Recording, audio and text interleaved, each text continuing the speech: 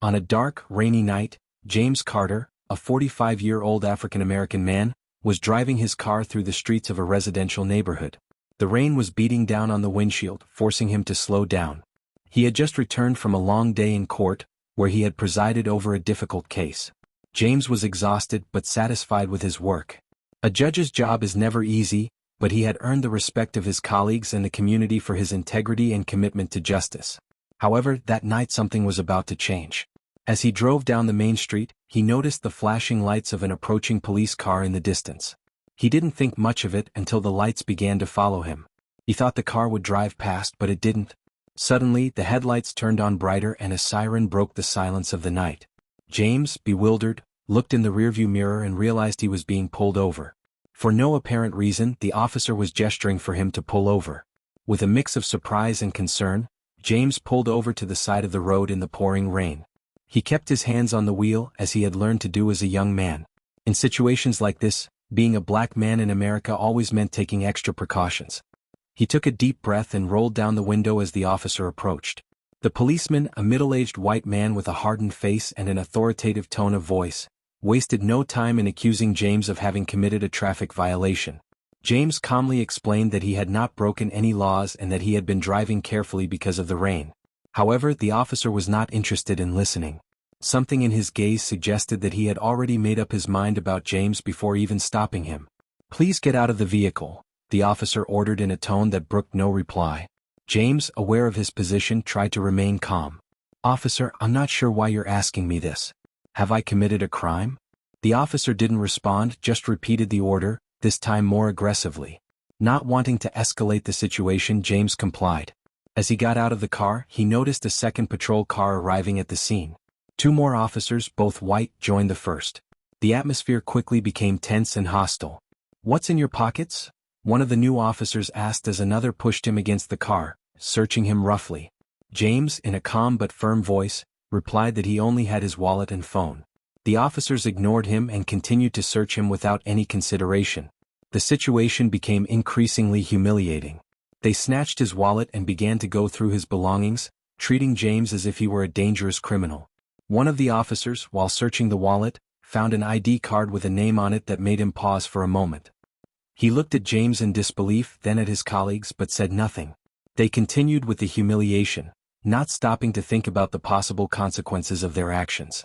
The rain continued to fall hard, soaking James' clothes, but what hurt the most was not the cold or the physical discomfort, but the indignity of the treatment he was receiving. James knew that these types of situations were all too common for men like him.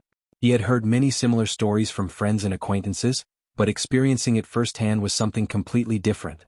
However, he was not just any man. He was a federal judge with decades of service in the justice system, known for his impartiality and dedication. Finally, one of the officers, the same one who had found the ID, decided to verify the information. He pulled out his radio and started asking questions, clearly worried. His colleagues looked at him strangely, not understanding what was happening. "Hey, this guy," the officer muttered to the first one who had stopped him, his voice denoting a mixture of surprise and fear. "I think we made a mistake." "What are you talking about?" the first officer replied, still with the same defiant tone. "He's a judge." "A federal judge," the other answered, his words falling like a bucket of cold water on the small group. The first officer, who had been leading the humiliation, took a step back, his face filled with concern as he understood the magnitude of what they had just done. However, he was not yet willing to admit his mistake in front of James. "I'm sorry, sir, Judge," he stammered, trying to regain control of the situation. "There has been a misunderstanding, but understand us, we are just doing our job."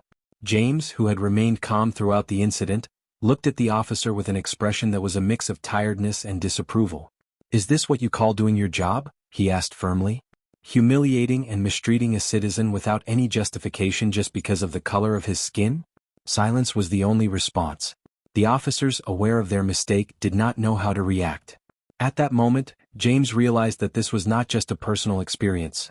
It was a situation that represented a much larger reality, a reality of prejudice and systemic racism that affected millions of people in the country. "I assure you that this incident will not go without consequences," James said as he straightened up and took his wallet from the officer's hands.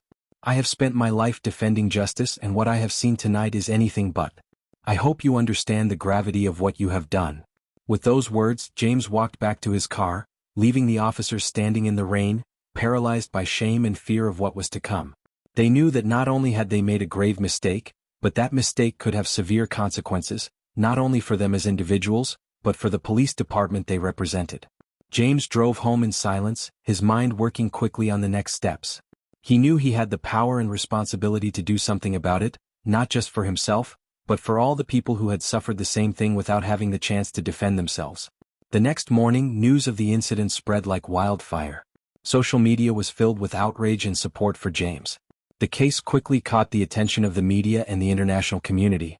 This was not just another case of police brutality, it was a call to action, an opportunity to confront and challenge a system that for too long had operated under the shadow of racism and discrimination.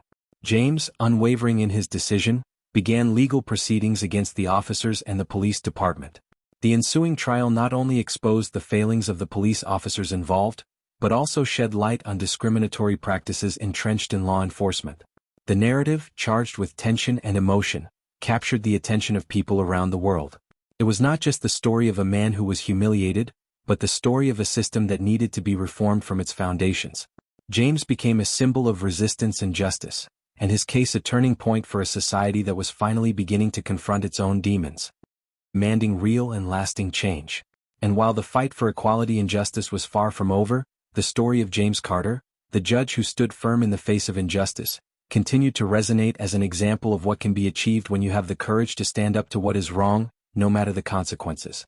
That rainy night that began with one act of injustice became the beginning of a necessary change, a change that began with one man determined not to remain silent, and that ended up inspiring thousands more to do the same.